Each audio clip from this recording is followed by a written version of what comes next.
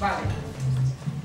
Bueno, pues en primer lugar me gustaría sumarme al feliz y merecidísimo homenaje a la profesora Elena Barroso y también agradecer a Manuel Ángel, a mi maestro, permíteme que te llame mi maestro, esta generosa invitación para participar en estas jornadas en las que yo al menos estoy fascinada por todas las intervenciones a las que he podido asistir y además he aprendido muchísimo, tanto en contenido como en metodología, como en todos los aspectos, así que muchas gracias.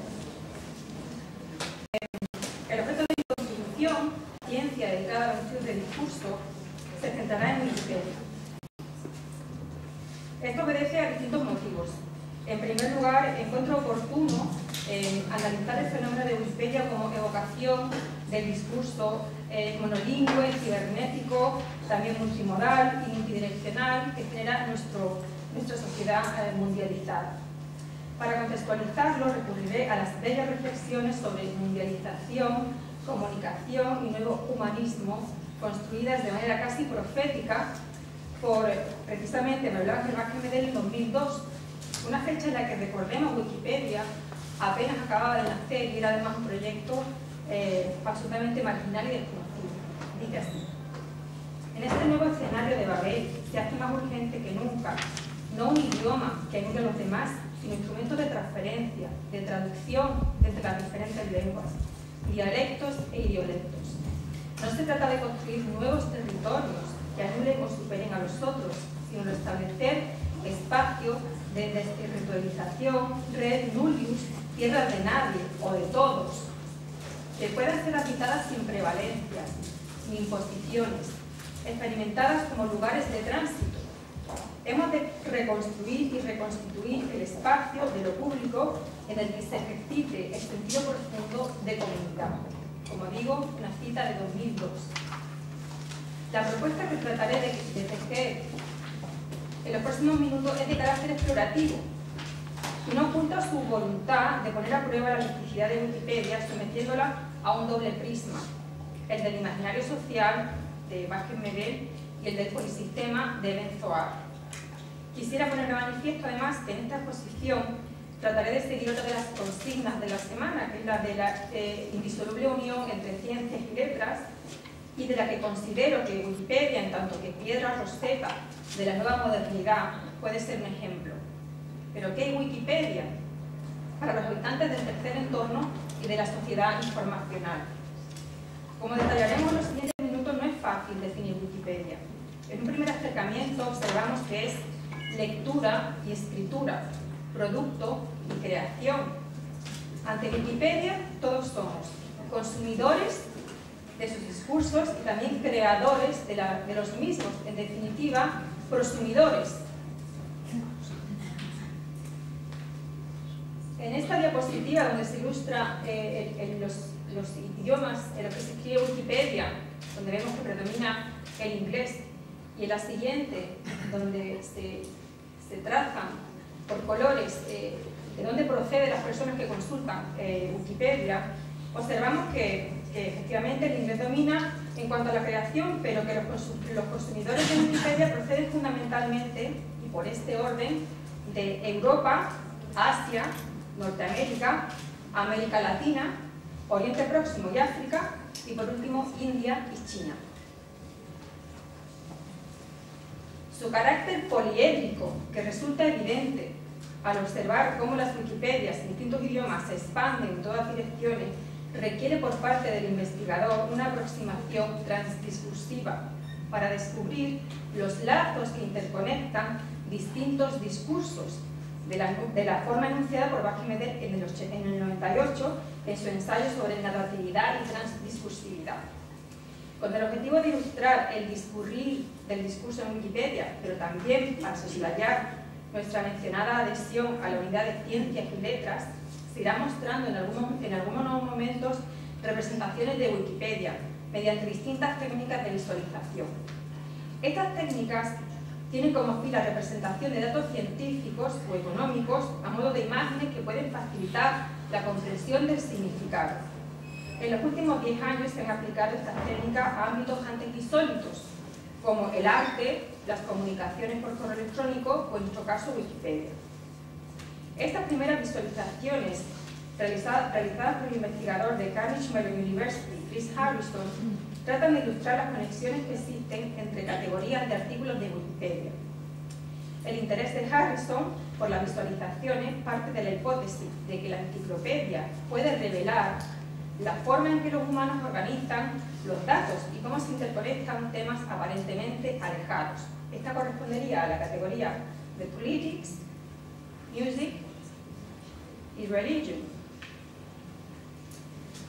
La clasificación de Wikipedia dentro del género de las enciclopedias puede parecer una obviedad en la actualidad, en parte porque rápidamente nos hemos acostumbrado al estilo y a las convenciones wikipedescas. No obstante, Wikipedia difiere de otras enciclopedias tradicionales en varios aspectos.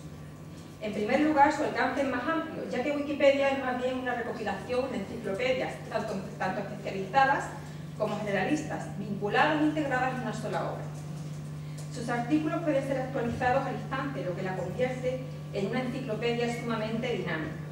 Su modelo de autoría es colaborativo, ya que ha descartado la idea de que sus artículos sean elaborados por expertos o por autores famosos. Por último, Wikipedia es un proyecto no comercial, que puede ser distribuido de manera libre. Llegados a este punto, cabría formularse varias preguntas. ¿Cuál es la composición de Wikipedia? ¿Qué temas trata? ¿Cómo se relaciona el universo Wikipedia con el mundo real? Esta otra imagen corresponde a la visualización de los temas más frecuentes tratados en los artículos en inglés de Wikipedia y ha sido realizada por investigadores de la Universidad de Indiana en 2007. Es una representación de 6.474 artículos sobre ciencias que aparecen de color verde, 3.599 artículos sobre matemáticas de color azul y 3.164 artículos de tecnología de color amarillo. La clasificación se basa en la categoría bajo la cual se encuadra cada artículo. Observamos que predomina el color verde de la ciencia y que mientras el color azul de las matemáticas parece bastante concentrado, el amarillo, que es el que corresponde a tecnología, se muestra disperso, lo que podría indicar cierta interdisciplinaridad, es decir, que los artículos tecnológicos se encuadren en variadas categorías. En esta otra imagen, elaborada por los investigadores de la Universidad de Stanford, se puede visualizar el impacto que tuvieron las movilizaciones sociales de la primavera árabe de 2011 en Wikipedia. Se analizó la actividad desde diciembre de 2010 hasta febrero de 2011 y se emplearon colores diferentes para representar la actividad detectada. Como se puede observar, en el centro de la imagen aparece esta medusa de colores rojizos y violetas que corresponde a la Revolución Egipcia de 2011. El carácter innovador de Wikipedia, que ha servido de ejemplo a muchas otras iniciativas, el hecho de que sea un proyecto extraordinario en la historia de la humanidad, hace que se recurra a distintos enfoques para poder aprenderlo en todas sus dimensiones. En 2004, su fundador, Jimmy Wales, trataba de explicar lo que era Wikipedia en el transcurso de una entrevista.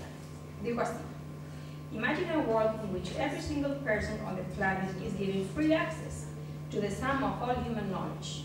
That's what we are trying to do." El hecho de que Wales evoque la metáfora de Wikipedia como suma de conocimiento, como sistema de almacenamiento de información, nos transporta a la idea lodmaniana de la cultura y a los postulados del imaginario social enunciados por Vázquez Medel, que a continuación trataremos de desgranar. Como decimos, Wikipedia puede ser considerada un repositorio de conocimiento humano y, por ende, un sistema cultural, ya que uno de los elementos que en opinión de Vázquez Medel domina en la teoría de Lodman es precisamente la noción de memoria o facultad que poseen determinados sistemas de acumular y de conservar información. Vázquez Medel parte de Lodman para sentar la base de la semiótica de la cultura y la construcción del imaginario social.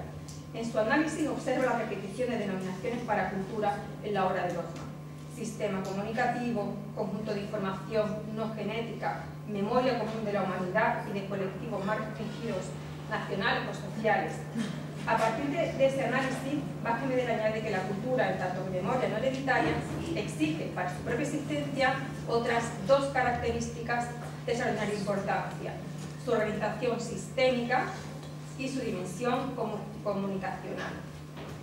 En nuestra opinión, Wikipedia, además de encajar en la categoría de cultura tecnocomunicacional, electrónica y virtualizada, cuenta con mecanismos comunicativos y organizativos fundamentalmente ejecutados a través del debate y el consenso de la comunidad. A modo de ejemplo, comentaremos dos de los mecanismos, los debates que se registran en el historial de cada artículo y el procedimiento para eliminar artículos, que se denomina Articles for Deletion. Dentro de Wikipedia se puede acceder al histórico de un artículo mediante la pestaña Ver historial. En esta página aparece un listado con texto, fecha, hora de cada edición efectuada en el artículo, el usuario que la hizo y un resumen de la misma. Mediante técnicas de visualización es posible ver cómo se ha ido construyendo el artículo a partir de las contribuciones de distintos usuarios. En esta imagen, dos de los mejores expertos en técnicas de visualización, Wattenberg y Viegas, han recreado el historial del artículo Chocolate. En su investigación, gracias a la visualización del historial de ediciones de varios autores en un mismo artículo a lo largo del tiempo, los diseñadores pudieron observar patrones que indicaban la existencia de guerras de autores, así como acciones que revertían actos de vandalismo en artículos controvertidos. Gracias a este trabajo, Wattenberg y Viegas descubrieron que la vida media de ciertos tipos de vandalismo apenas dura unos minutos. En esta otra visualización se representan los artículos más editados en Wikipedia entre 2001 y 2007, es decir, aquellos que son revisados con mayor frecuencia por ser más controvertidos o objetos de vandalismo. En esta ocasión se representaron los datos de Wikipedia a modo de red. Los círculos rojos de la red se corresponden con los 650.000 artículos de Wikipedia que aparecerán juntos si están relacionados o separados si sus temáticas están alejadas. Cuanto mayor el tamaño del círculo rojo, más frecuentemente ha sido modificado. Esta imagen corresponde a un zoom aplicado sobre la anterior visualización, que permitió concluir que los artículos más revisados en aquel momento correspondían a Jesús, Adolf Hitler, octubre 2003, Nintendo, Huracán Katrina, India, anarquismo, Britney Spears, PlayStation, Saddam Hussein. Respecto al modelo de autoría colaborativa en Wikipedia que tantos y tan apasionados debates ha generado, debemos distinguir que por un lado existe una tecnología, la tecnología Wiki, desarrollada en 1995 por Garth Cunningham y adoptada por Wikipedia, que permite, de facto, la autoría colectiva del contenido. No obstante, el hecho de que el contenido de Wikipedia pueda ser modificado literalmente por cualquier persona no significa que la comunidad de editores que sustenta Wikipedia no adopte, como de hecho hace, numerosas directrices para garantizar, entre otras cuestiones, la verificabilidad de los artículos, así como la garantía de que no son producto de investigación original, es decir, que se basan en fuentes publicadas, y que los artículos adoptan un punto de vista neutral. Además de la tecnología Wiki y las directrices, Wikipedia incorpora un modelo de autoría o revisión similar al empleado en el ámbito académico y también en el movimiento del software libre. Nos referimos a peer review o revisión por pares. Por otro lado, esta no es la única característica heredada del software libre, ya que Wikipedia además se rige por modelos de distribución de propiedad intelectual creados o inspirados en el movimiento libre, a saber, Genuine Free Documentation License y Creative Commons. Por último, haremos mención a la influencia que ejerce la cultura hacker en Wikipedia. Esta cultura hacker representa además un modelo de innovación que, como apunta Castells, encuentra su razón de ser en la satisfacción personal de quienes contribuyen al proyecto. El otro mecanismo al que hacíamos mención antes para la organización y comunicación de Wikipedia como sistema cultural, Articles for Deletion, tiene como objetivo garantizar el cumplimiento de las directrices de Wikipedia y se articula en torno a la posibilidad de que un artículo sea propuesto para ser eliminado y que sea la comunidad quien deba alcanzar un consenso en última instancia acerca de si se elimina o no. Este modelo de árbol. Para esta visualización se analizaron las 10 discusiones más largas en torno a artículos propuestos para su eliminación, que terminaron con la eliminación del artículo. Cada vez que un usuario expresaba su conformidad con la eliminación, el trazo refleja un giro a la derecha. Cada vez que alguien expresaba su voluntad de mantener el artículo, el trazo giraba hacia la izquierda.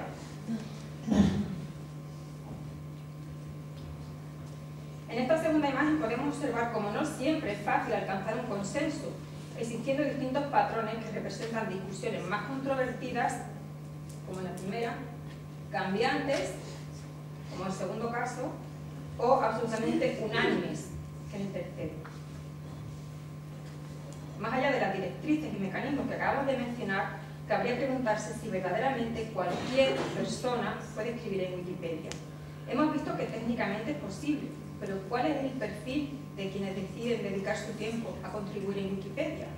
En contra de lo que se podría pensar, no suelen ser personas anónimas, sino más bien usuarios registrados cuyas acciones quedan almacenadas en su perfil y que en consecuencia asumen la responsabilidad de sus actos.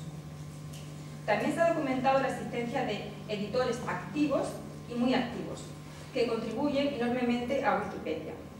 Estos usuarios son muy respetados por la comunidad y en ocasiones se convierten en admins, es decir, usuarios con capacidad para intervenir de manera más directa en Wikipedia.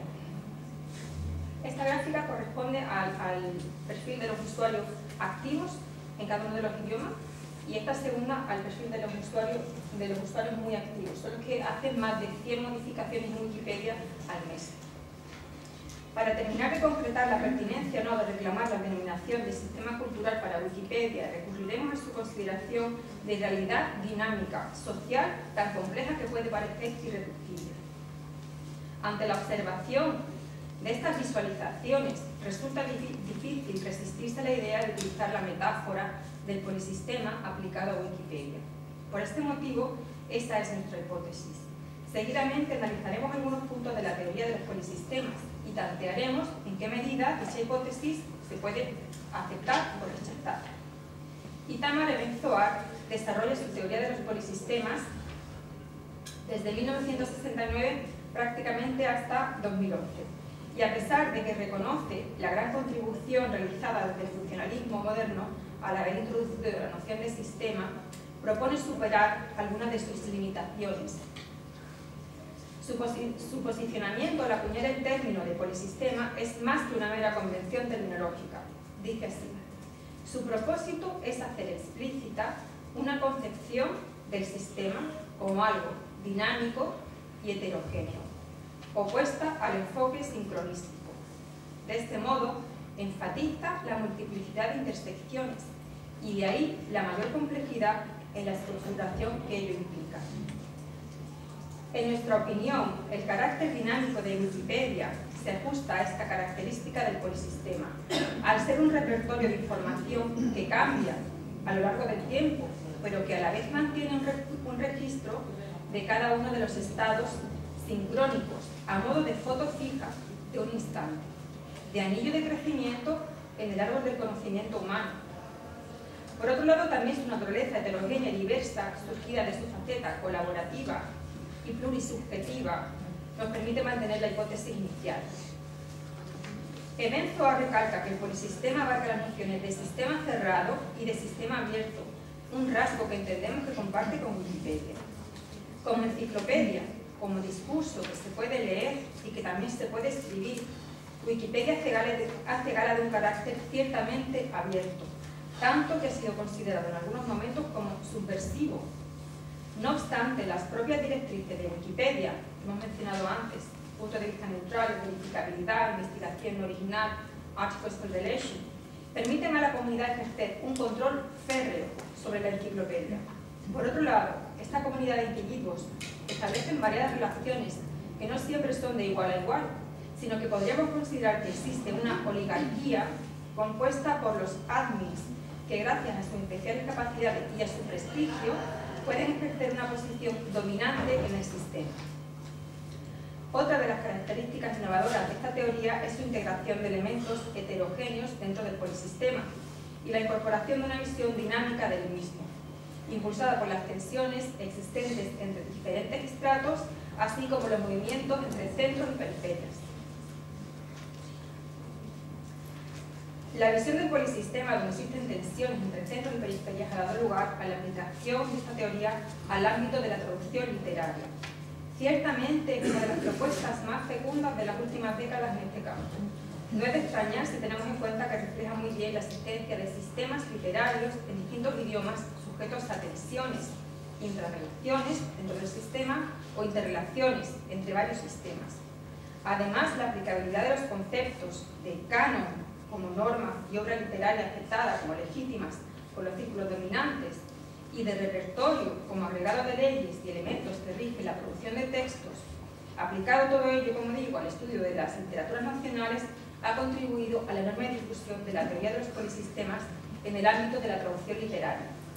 En este sentido, los artículos de Wikipedia no son un repertorio en sí mismo, sino manifestaciones parciales del polisistema. De la misma forma, en el sistema de Wikipedia, los artículos no desempeñan un papel en los procesos de canonización, sino que son el resultado de esos procesos. Resulta muy versátil aplicar la metáfora del polisistema en Wikipedia, ya que evoca de manera sugerente la idea de distintos sistemas, una Wikipedia por cada idioma, que están intra e interrelacionados.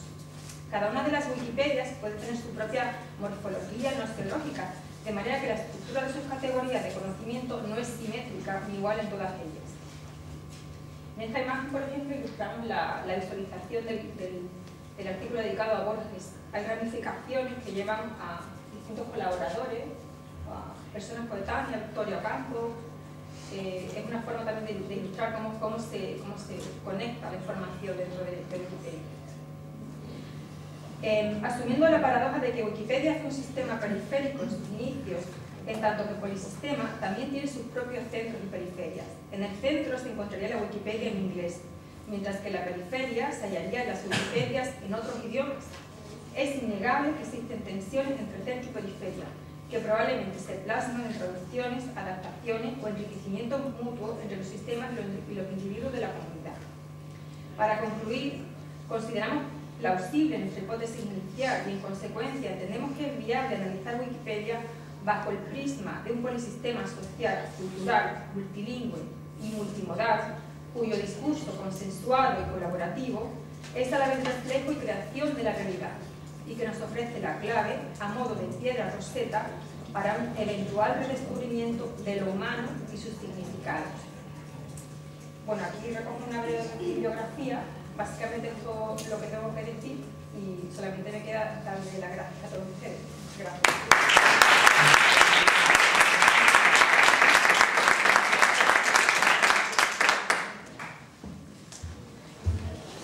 No sé si hay alguna pregunta, tenemos unos minutillos.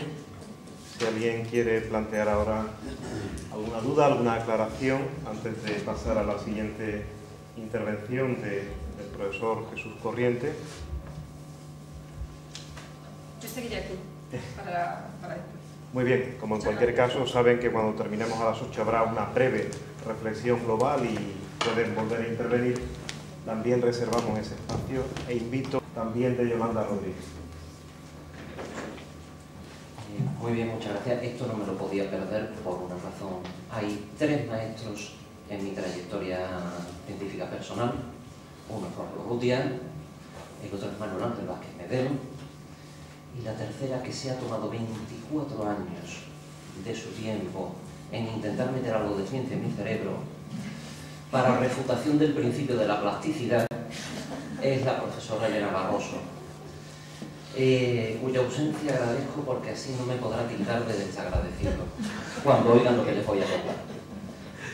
Bien, vamos a ver, lo que les quiero transmitir es un esbozo de un problema, de un verdadero fregado en el que ando metido, que es el problema del discurso educativo ante el marco de las tecnologías de la comunicación. Realmente lo que voy a decir son cuestiones, son preguntas, aunque a veces sean afirmaciones y aunque a veces sean un tanto polémicas. Porque el problema que tenemos es de una gran envergadura. Va a tener consecuencias drásticas para bien o para mal en las siguientes generaciones. De hecho, es que las fuerzas de las nuevas tecnologías no se van a movilizar. Ya están movilizadas, pero desde que unos cuantos armaron ARPANET. y empezamos a estar ya en zona de emergencia, algo así como cuando los americanos encontraron el Sputnik dando vueltas. Con una diferencia, esta inundación no va a ser una foto, sino que va a ser una inundación silenciosa que va a acabar no con unidades geográficas, sino con barreras muy sutiles de habilidades que van a ser o potenciadas o amputadas según las personas a las que pille. Podemos tener una ensalada de preposiciones entre educación y medios. Enseñanza con los medios, enseñanza de los medios, enseñanza en los medios. Este último implicaría contemplar lo que se usa. No obstante, sería necesario un esfuerzo teórico previo y deslindar cuestiones. Así que les propongo que nos situemos por un momento fuera del entorno tecnológico, miremos desde fuera, que olvidemos cuántas veces, por ejemplo, el servidor de ustedes abrió y cerró Twitter, abrió y cerró sus navegadores para corroborar algunas informaciones, y nos pongamos en una enseñanza ante los medios. Porque deberíamos intentar un análisis crítico de las prácticas discursivas que son alentadas o frenadas por las mediaciones electrónicas. Quizá les va a sonar lo que les voy a decir un poquito apocalíptico, y en este caso he preferido dejarme caer de ese lado para que luego tengamos aquí y en otros foros oportunidad de discutirlo. De la misma manera que la tecnología legítimamente ha cuestionado y debe seguir cuestionando los paradigmas educativos. Bien, estamos en un ambiente en el que estamos en una eclosión TIC, de tecnología de la información y la comunicación. Ya en los 80-90 éramos tan inocentes que le poníamos la N delante de nuevas tecnologías cuando estábamos discutiendo en los institutos si nos compramos otro vídeo o un primer ordenador. Actualmente la llegada de las nuevas tecnologías plenamente a la educación es solamente un problema de medios económicos y de permeabilidad individual de cada profesor, no ya del sistema. Ejemplos de cómo puede llegar a arrasar la tecnología lo tenemos en la crisis de los medios de comunicación, especialmente los medios impresos, no hablemos del último ERE. En el campo de la economía real, el crecimiento del comercio tradicional apoyado por Internet, donde el más pequeño negociante tiene su propia página web. No hablemos de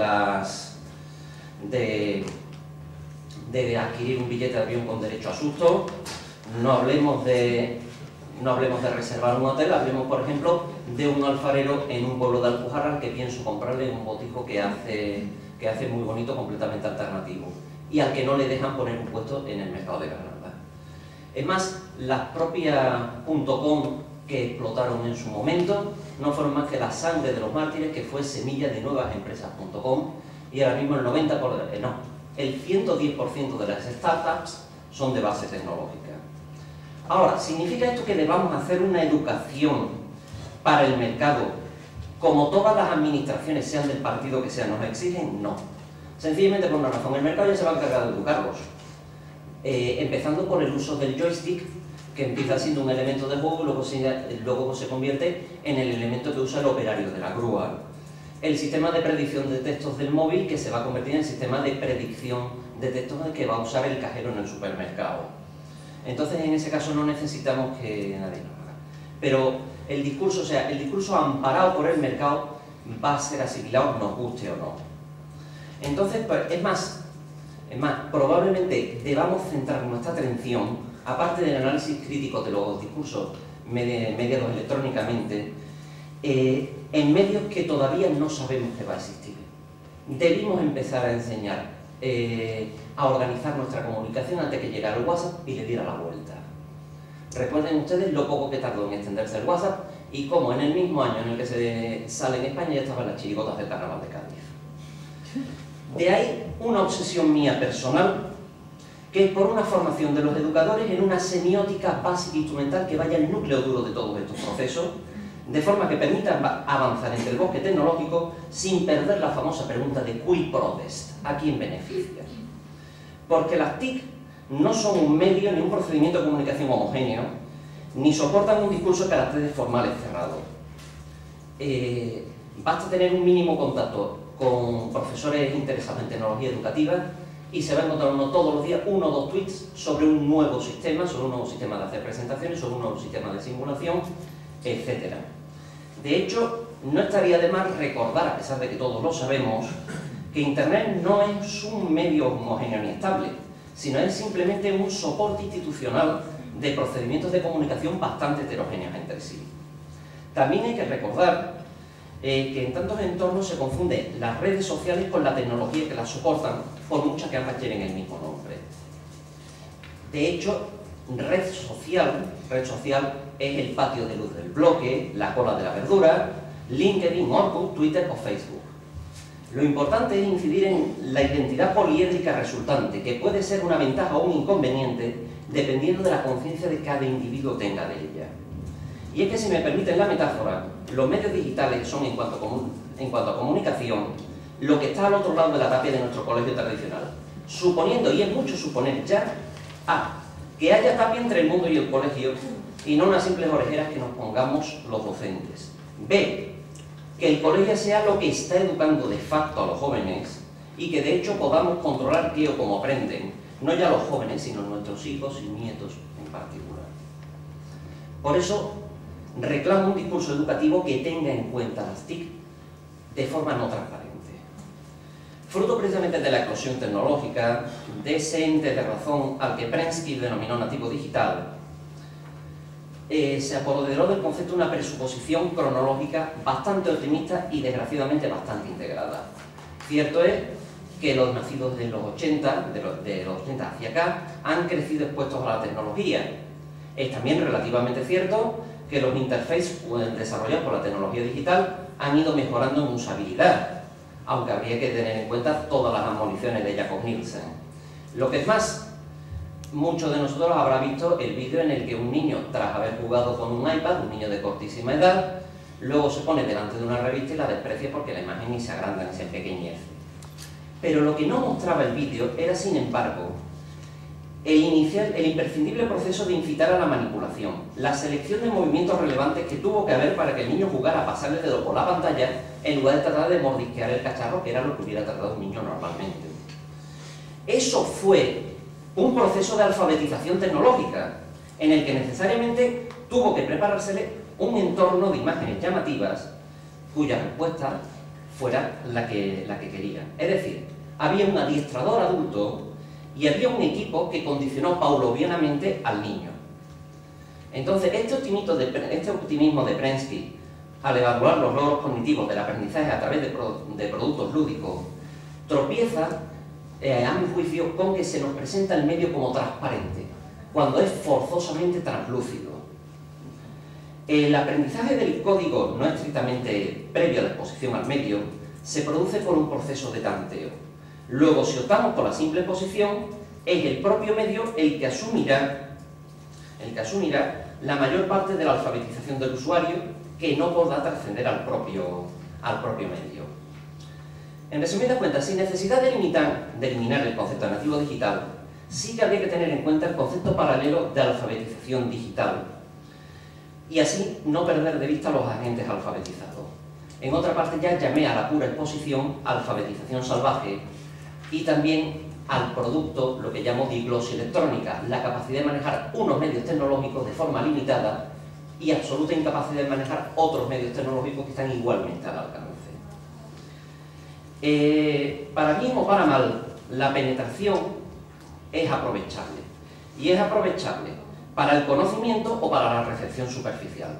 El manejo informativo deficiente puede derivar en infoxicación, un neologismo que actualmente circula con mucha facilidad, o en una verdadera gestión de la información si somos conscientes.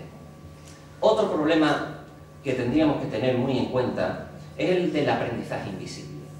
La gran fuente de problemas al que nos enfrentamos es que cada medio puede implementar un armazón discursivo distinto. Y entonces la adquisición de competencias cognitivas a través del juego tecnológico debería ser diversificada. Se ha elevado esta adquisición de competencias en algunos círculos a la categoría de mito, vulgarizándolo hasta admitir que casi cualquier juego es capaz de desarrollar capacidades. Pero hay que tener en cuenta una cosa. muchos de los juegos solamente enseñan a jugar, lo cual está muy bien, la competencia lúdica hay que desarrollarla, pero ya hemos hablado de que el joystick solo prepara para manejar la grúa, y entonces una prolongación convierte a la persona en una prolongación del alcance de la máquina. Podemos ir más allá. En algunos casos se está dando la inversión de papeles. En la actualidad, mucho software profesional se está adaptando al discurso del juego en lo que se conoce como gamificación, de Julia Game obviamente, para obtener de ingenieros o comerciales el mismo resultado que el operador de la grúa. Quienes consideran esto como la evolución natural de un nuevo estilo cognitivo no tienen en cuenta que los estilos cognitivos no nacen con la persona y que la famosa flexibilidad que se está pidiendo implica conocer varias formas de solucionar un problema y no la marcada solamente por un juego. Otro concepto que me parece interesante pero peligroso es el de aprendizaje invisible. Entre otras cosas porque el eficaz estudioso de la comunicación llamado Goebbels reclamaba para el adoctrinamiento masivo un proceso de enseñar sin que el adoctrinado sepa que está siendo enseñado. Este concepto además choca con un clásico que por lo menos sigue vigente todavía en didáctica, que es el de la evaluación formativa. Evaluación formativa que no solo consiste en rellenar miles de papeles burocráticos a mitad de curso, sino consiste en hacer consciente al aprendiz y al instructor del proceso y los fines que se están consiguiendo. De hecho, ese acompañamiento, ese proceso de acompañamiento de no exposición directa al medio, sino mediada, ya fue resuelto en los años 70 por Solomon y su famoso experimento con Barrio Sésamo. En el marco de las acciones experimentales y prácticas de lucha contra la brecha digital, se han venido realizando intervenciones esperanzadoras, como por ejemplo la iniciativa OLMC, que a pesar de todos los inconvenientes que está obteniendo resultados muy significativos, pero en la que muchas veces no se cuenta que no es la simple distribución de los ordenadores, sino un grandísimo esfuerzo de mediación entre los niños, la máquina y la comunidad, lo cual deviene en una refutación de la idea de un aprendizaje invisible en un sentido estricto. De hecho, incluso, es más, se experimentó en la India, en un poblado alejado completamente de la tecnología, con una pantalla inserta en un muro, en una pantalla táctil, y los resultados describen un comportamiento intuitivo de los chicos que les permitió navegar por los contenidos con soltura. ¿Aprendizaje invisible? Por supuesto, pero aprendizaje del discurso favorecido por el software incluido en el aparato. Y en ningún momento informa el experimento de conocimientos o habilidades de interacción con el entorno y no con la propia máquina, propiciadas por la exposición a la máquina. Un tercer tema. Hemos visto aquí, hemos oído aquí hablar de Wikipedia y hemos oído hablar una y otra vez del fenómeno de control. Pero no es siempre eso lo que ocurre en la esfera tecnológica. Y yo hablo del problema de la crisis de la autoritas, relacionándolo con el problema de la fiabilidad de los contenidos recibidos. No estamos hablando del argumento de autoridad como había sido siempre, sino de la autoridad defendida a base de razonamiento frente a la juxtaposición de fuentes a veces de procedencia desconocida. Porque si abolimos la autoritas definida tal como lo acabamos de hacer, lo que viene detrás es la superstición, que no es más que una impostura que ocupa como poder indiscutido el lugar dejado por la autoritas. Este sitio vacío, el sitio vacío de la autoritas, siempre va a tener quien lo ocupe, porque siempre vamos a necesitar un sujeto de la enunciación, como nos enseña la semiótica. Muchos gurús del optimismo radical han introducido en la discusión el término prosumidor, que por cierto proviene de la economía postfordista y que se corresponde con una bien intencionada falacia del emirrec, emisor-receptor, que se dio cuando empezó la enseñanza de los medios en los años 70. Es muy cierto que las actuales tecnologías han abaratado los procesos de emisión, pero en ese abaratamiento hay mucho de apariencia. Y si no, ¿por qué el Senado ha gastado $500 000 en una página y no les parece caro? Bien, lo mismo podemos hablar del uso de las redes sociales. Es verdad que tal o cual individuo ha conseguido un éxito resonante y ha tenido tantos millones de seguidores, pero conseguir eso sistemáticamente es un proceso que solo saben hacer muy buenas agencias de posicionamiento y de publicidad. Entre otras cosas porque hay que saber generar viralidad, cosa que ese usuario aislado ha obtenido por casualidad y que un publicitario tiene que obtener por sistema. En esa misma línea hay experimentos realmente atractivos, como las iniciativas de adquisición de conocimiento surgido al compartir de la comunidad. El único problema es que la mayoría de los experimentos exitosos que tenemos verdaderamente documentados se basan en la presencia de mediadores previamente muy preparados y muy formados. Porque en una hipotética comunidad de aprendizaje absolutamente horizontal, sin controladores como hemos visto, la comunidad es autárquica. ¿Cómo selecciona la comunidad sus inputs? ¿Quién decide la oportunidad de los elementos de información? En otro orden de cosas, Alejandro Piscitelli ha introducido un concepto muy llamativo, que es el del paréntesis Gutenberg. Básicamente dice, pasamos de una edad media en la que el copista podía modificar, podía opinar, etcétera, seleccionaba, o la tradición oral seleccionaba, y llegó la autoridad, la tiranía del autor, que ahora en esta nueva era puede volver a eso. El texto es electrónico y yo puedo manipular ese texto, lo puedo moldear y versionar, porque soy ya un lector copista. A eso llamémoslo de forma provisional con el invento de neoralidad. La oralidad está muy bien, tenemos el romancero viejo, las jarchas, la tradición flamenca, etc. Pero también tenemos muchas anomalías. Por ejemplo, como filólogo tengo que acordarme de la etimología popular. Tenemos los marineros de Tarpeya, los tigres de Ocaña, todos bonitos gracejos porque estamos hablando de literatura para entretenernos, no cuando estemos hablando de conocimiento. Un ejemplo que todos ustedes habrán sufrido en sus bandejas de correo electrónico, la falsa atribución con usurpación de autoridad. Cómo nos encontramos cientos de correos atribuidos, por ejemplo, a Arturo Pérez Reverte, a Pedro Ruiz, etcétera, etcétera, que no tienen nada que ver con sus autores. Sin la presencia de una tradición consolidada, como había sido la medieval, esta neotradición crea una tradición paralela que no está ni tamizada por los años ni por las autoridades.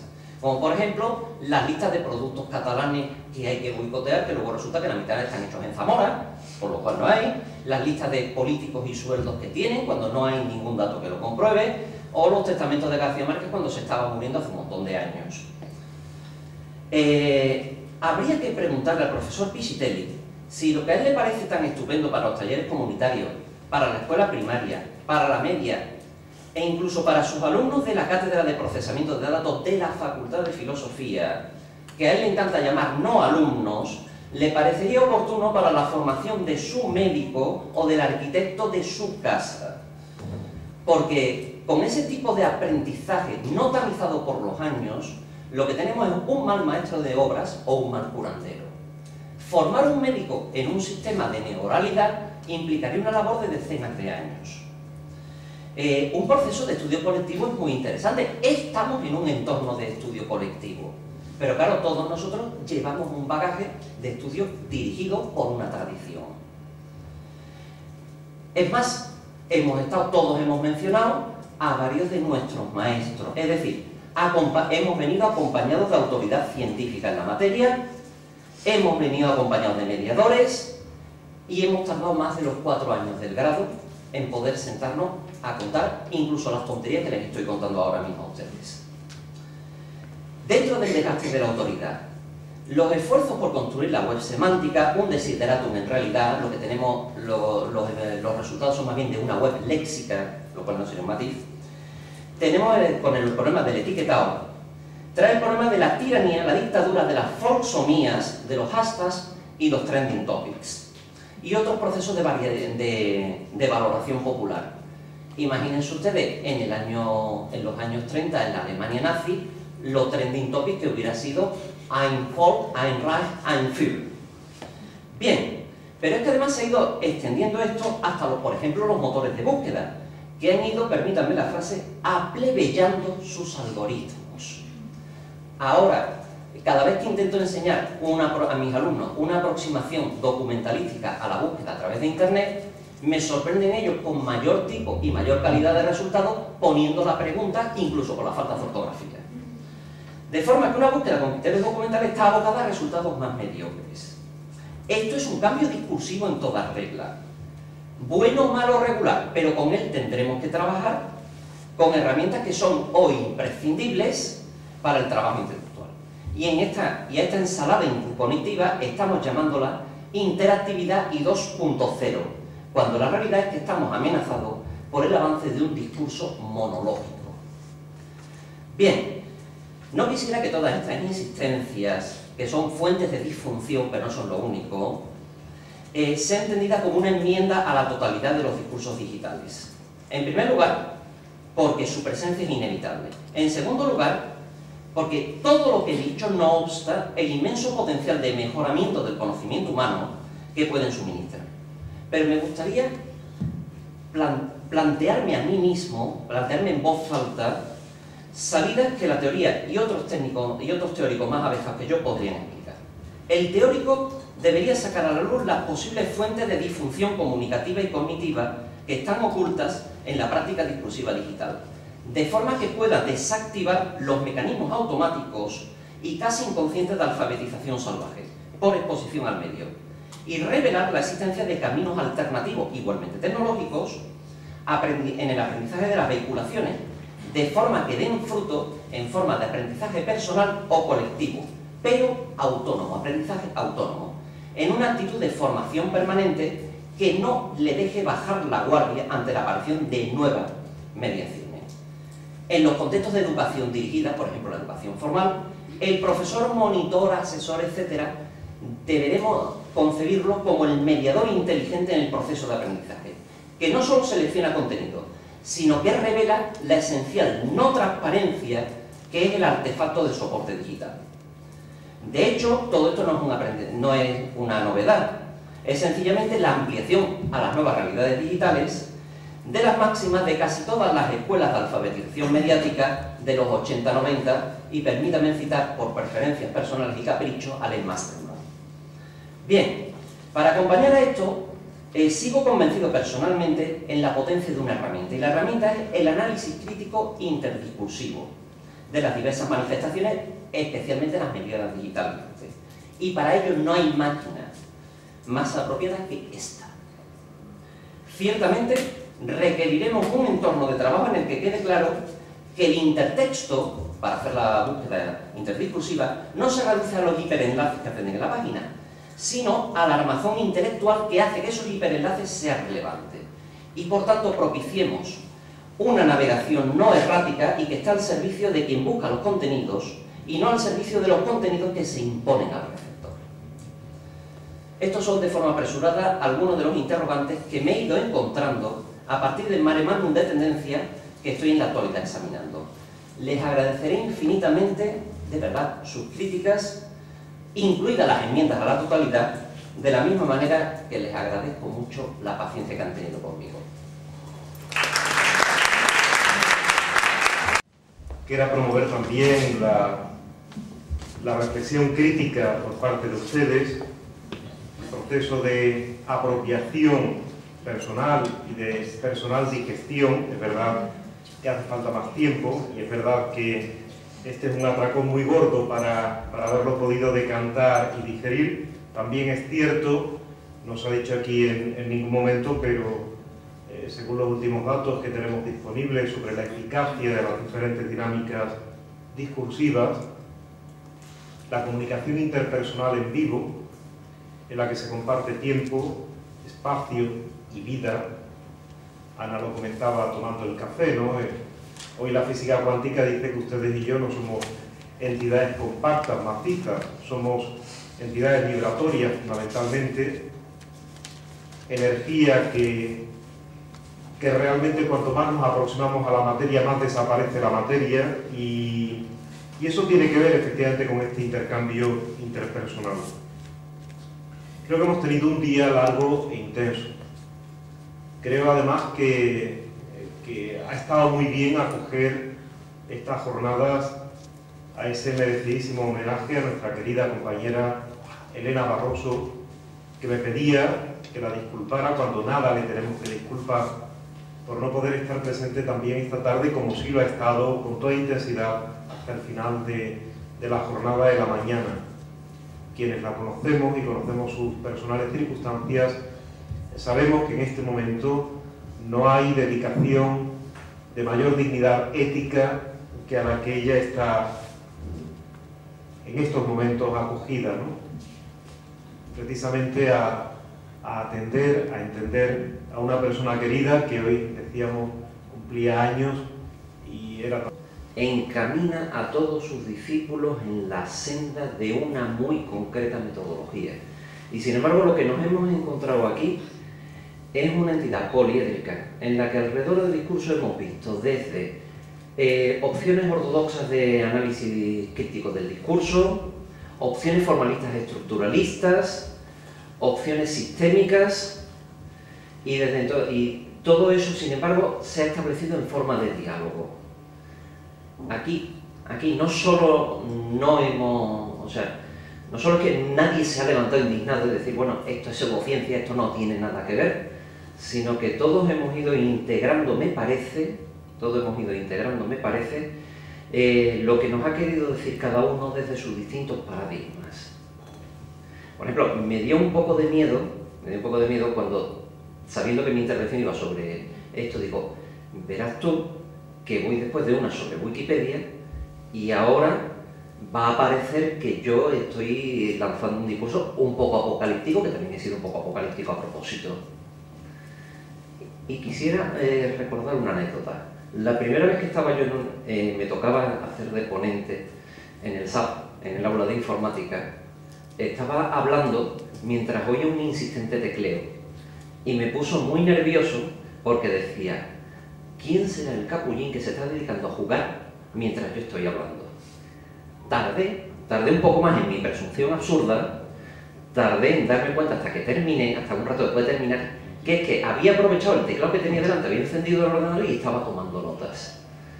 Y entonces, desde entonces, cada vez que oigo teclear suavemente, me alegro mucho y he estado oyendo un agradabilísimo tecleo a lo largo de todas las ponencias.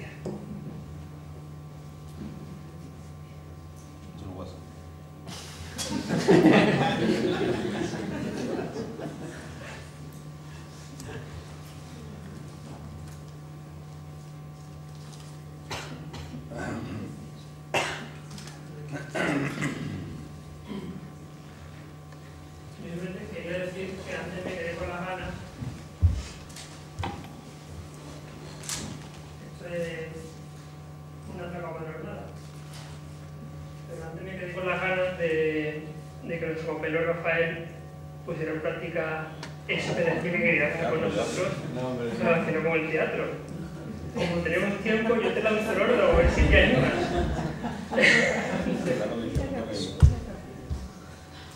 Rafael, que la vergüenza de dejar todo hombre. Y estamos dispuestos a recuperar esa dimensión lúdica. También se aprende con el cuerpo. Ya sabemos que el sistema mente-cuerpo es fundamental. No estaría mal que a estas alturas del día, después de tantas horas sentados, nos moviéramos y hicieras con nosotros lo que tú quieras, Rafael. Sí, que es un atraco, sí.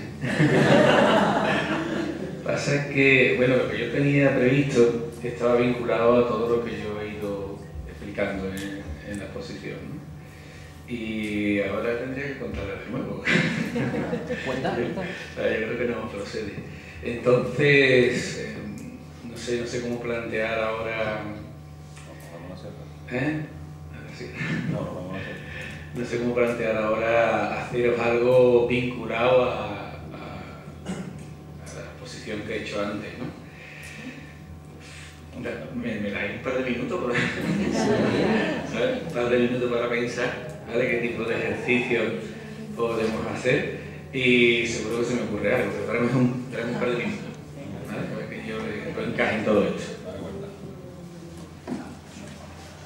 Mientras, si alguien más quiere intervenir, preguntar, comentar, opinar.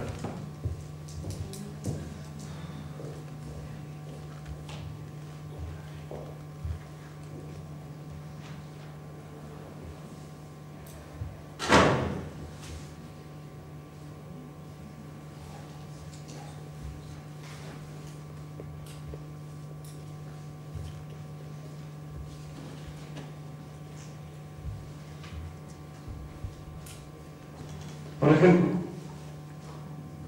de todo lo que hemos dicho a lo largo del día para quienes han seguido el curso con asiduidad o a las sesiones a las que puedan haber asistido,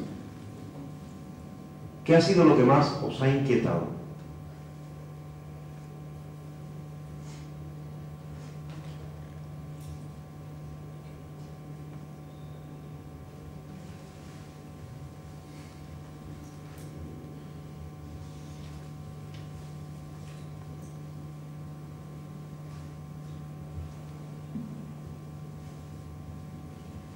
Yo he asistido solo a la parte, por razones laborales y personales, a la parte de la tarde, ¿no?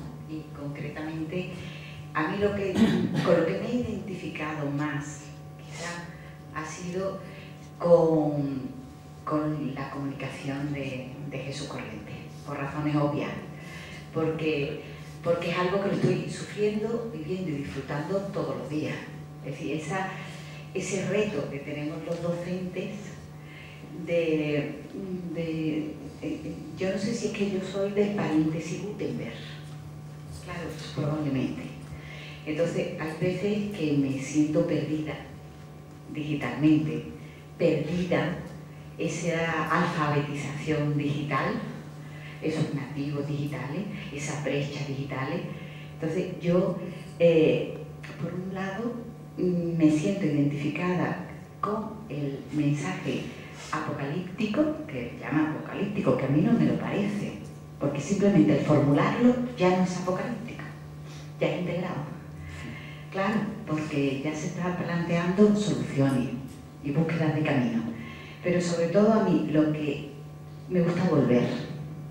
Por razones personales no puedo volver con la asiduidad ni participar con la fe, con la profundidad que a mí me gustaría, pero el volver, el hablar de discurso, como ha dicho Ana, conversar y sobre todo escuchar, para mí es lo que más me ha gustado. Y además pensar que todo eso gira no solo ante el discurso, sino en torno a personas que para mí también han sido fundamentales, y muchas de vosotras estáis aquí, y Elena está, aunque no esté, está. Pues para mí, de verdad, que hasta me he emocionado en algún momento de esta tarde, porque es un volver, ¿no? Entonces me gustaría que los alumnos que están aquí, de verdad vivieran con la intensidad que nosotros hemos vivido todo esto que a mí, cuando yo empecé en esta facultad, me sonaba chino, ponía cara de interés, ¿no? Pero de desconocimiento total. Entonces hablar del discurso y hablar de tantas cuestiones me ha interesado mucho. Con lo que más me he identificado, con la comunicación de Jesús Corriente, pero por mi faceta laboral, ¿no? Esto no aportará a lo mejor mucho, pero para mí es muy importante, la verdad. Muchas gracias, y creo que sí aporta mucho, y sobre todo cuando es un testimonio tan sincero y tan auténtico, como nos consta que en alguien como tú, que eres una docente vocacional y que has trabajado contra vientos y mareas para cualificarte al más alto nivel investigador y que has hecho una tan excelente tesis doctoral, ¿no? Pues a mí al menos te agradezco tu testimonio.